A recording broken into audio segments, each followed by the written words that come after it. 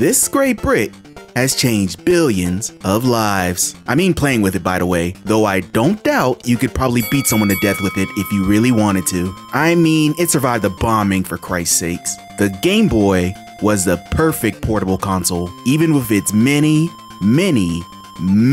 limitations. In fact, I think the limitations actually made the games have to innovate more, and the following games in this video definitely don't get enough recognition for what they brought to us. Quick note, if you're looking for any Game Boy Color games on this list, they won't be here. They have their own list coming up. In no particular order, here are 10 underrated Game Boy games you should play.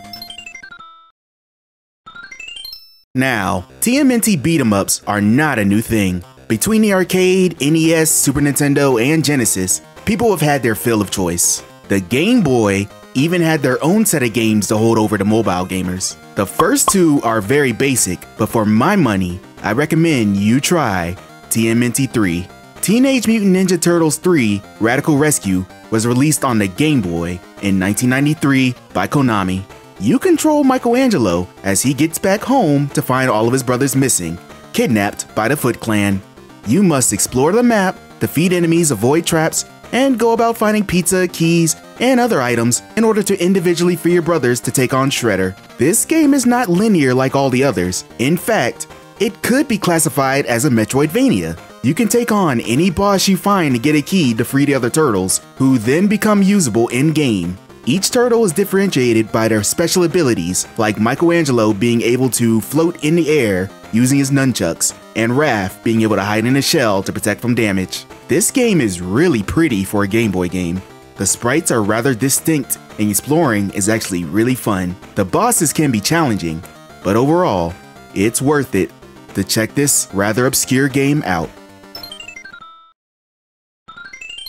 We have our first non-North American game on the list, because Trip World didn't come out in the North American regions. And it's a shame too, because this game is worth playing for any owners of a portable console. Trip World was released on the Game Boy in 1992, and it was developed by Sunsoft. You control Yakapoo, the bunny creature, whose main goal is to find the Flower of Peace, which has been stolen and has caused the citizens of the world to experience the Pedestrian's Riot cheat from GTA. Trip World is a platformer where you can jump from platform to platform, avoiding pits and spikes using your stubby little kick to attack enemies. So what makes this game stand out? Simple. Yakapoo is able to transform between 3 base forms. There's his normal form, with the previously mentioned jumping and kicking. There's the flying form, which lets Yakapoo fly briefly. And then there's the fish form, which while useless on land, allows Yakapoo to swim fast and shoot bubbles in water. These forms allow the gameplay to remain fluid, with the transformations required to progress across specific obstacles. That's not all, however, as the pickups you can get will allow you to change into even more forms. There's Tiny Form, which makes Yakapoo small, Tail Form, which gives a stronger physical attack, Ball Form, which prevents most damage and turns into a ball, and many more to find. Now, if you're like me, you've probably had Kirby in the back of your mind playing this, but I would argue that Trip World differentiates itself enough to step out of Kirby's shadow and show everyone that it is worth being experienced. Okay, before you immediately go to the comments and say, a Mario game? Underrated?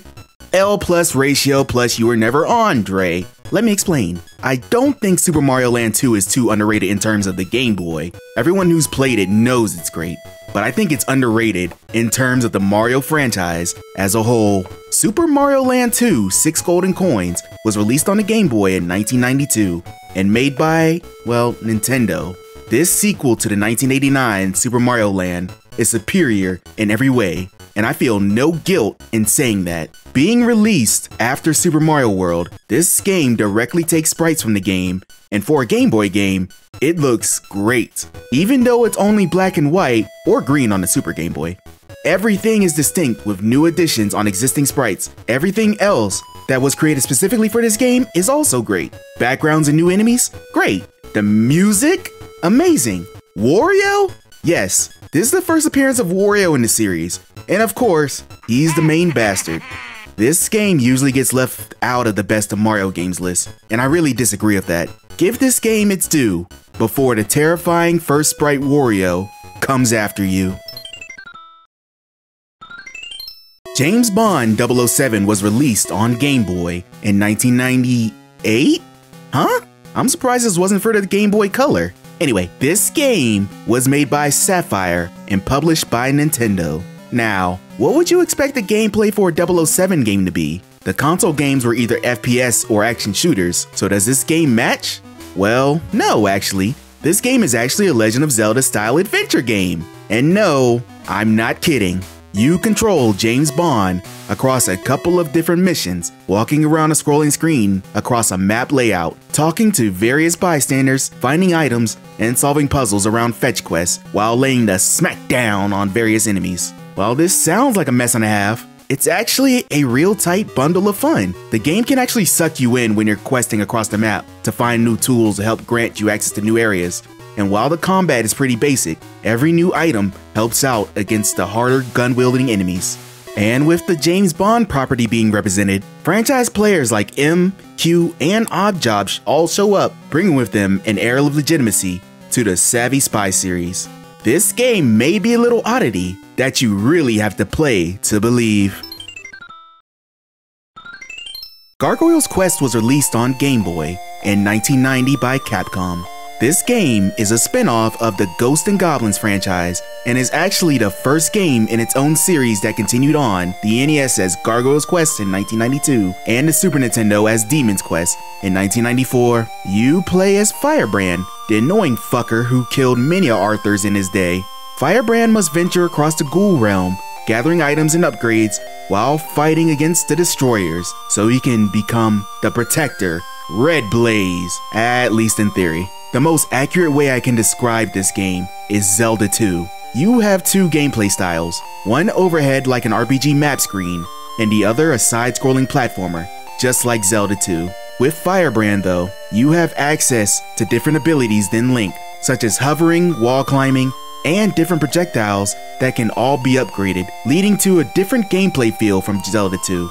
In the overhead gameplay mode, Firebrand can wander around towns talking to the various locals for clues and items, and can walk around the world map to the individual level sections. You are also susceptible to random encounters in Overworld 2, another thing just like Zelda 2. Honestly, Zelda 2 is overhated by the community at large because it's the outlier in the Zelda gameplay cycle, so any excuse to play another game just like that is enough for me. But that doesn't diminish what Gargoyles Quest does on its own, especially on the go. The plot structure is simple enough, but engaging. The different upgrades you can get leave you curious about what's next, and the music and sprites are all excellent. This is another Game Boy spin-off that can fully stand on its own 2 feet.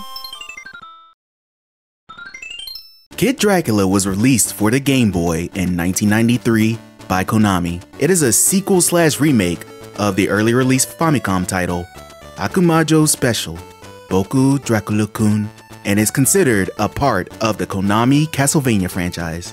You control Kid Dracula as he, along with his servant Death, ventures out to stop his traitorous minions who have joined his returning nemesis, Galamoth.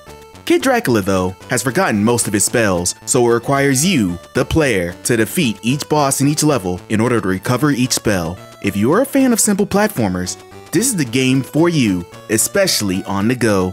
Kid Dracula starts out with only a few abilities, including turning into a bat to fly over obstacles, but for each boss you defeat, you gain a few new interesting features, such as homing beams, attack bats, a bomb blast that helps you traverse through levels, and an umbrella, which is just perfect to deflect attacks coming towards you.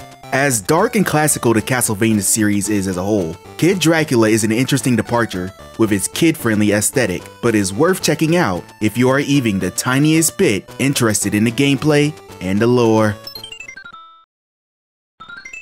Solomon's Club, also known as Solomon's Key, was released in 1986 for the Game Boy, NES, PC Engine, and the Commodore 64. This version was developed by Graphic Research. A puzzle platformer, you control Dana and your goal is to go into every level to get Solomon's Key and get to the exit without getting hurt by enemies or letting the time run out. Dana will die instantly if touched, so the key is to avoid any hazards that may be in your way. You can fight back, however, by creating and destroying blocks at will and making enemies fall and use power-ups that can help you defeat the enemies. The level structure means you can choose what level you want to do at any point, which includes 5 worlds with 10 levels each, which is perfect for portable card games. In fact, Solomon's Club reminds me of apps nowadays with its pick up and play nature. You know, without the microtransactions, gambling, and general predatory business behavior.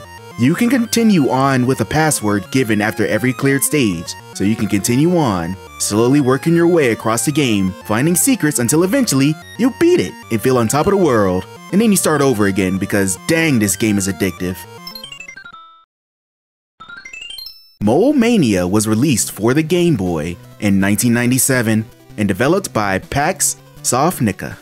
A little known fact about this game is that it was produced by Shigeru Miyamoto. Yes, the Mario Maker himself. And with that fact known, is it any surprise Mania, while not well known, is a really good game?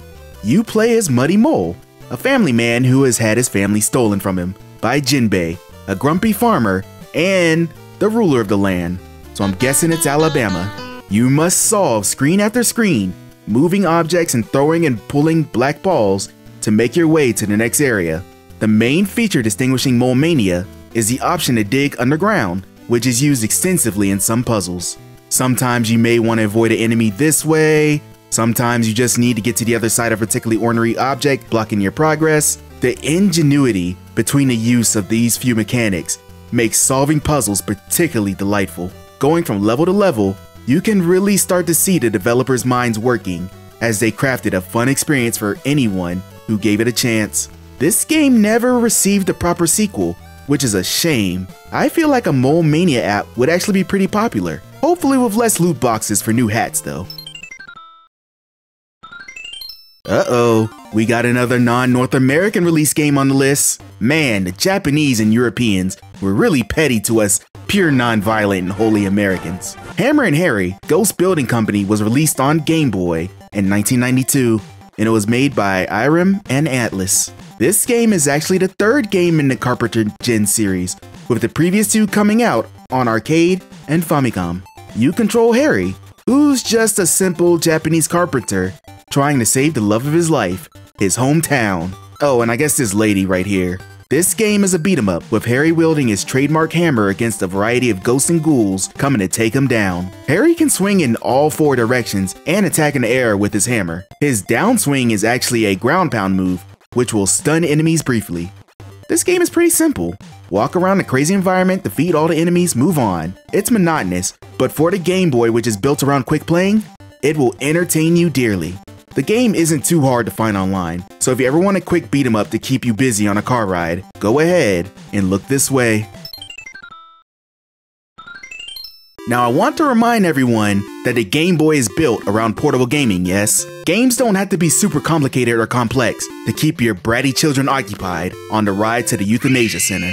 Even simple puzzle games in their own way can stand out, which is what this version of the franchise does on Game Boy. Bugs Bunny's Crazy Castle was released in 1989 and came out on the Famicom, NES, and Game Boy. The history of this franchise is honestly madness, with a bunch of different licensed characters taking the mantle of headliner for this puzzle series, but oh well. Let's just focus on this one. You control Bugs Bunny as you walk around individual puzzle levels with the goal to gather all the carrots. The levels are usually concise rooms full of stairs, elevators, or pipes that require you to maneuver around them to get all the pickups. You get all the carrots and you go to the next level with extra life. But the other Looney Tunes characters don't like you getting all the carrots for some reason, and if they touch you, Bugs has a seizure. You can defend yourself by avoiding them completely on the structures, or by pushing blocks or other objects into them or onto them from a height, and you can even pick up a boxing glove to knock the crap out of them. This is basically the whole game in a nutshell, with the levels becoming more and more complex. This simple concept might not seem like it's anything special, but you'd be surprised how much you can get sucked into the gameplay and continue playing even after you reach your destination. There's a reason the Crazy Castle franchise survived more years than most people realize. Have any other Game Boy games that don't receive the perfect amount of love? Leave them in the comments. Bye everyone, till next time!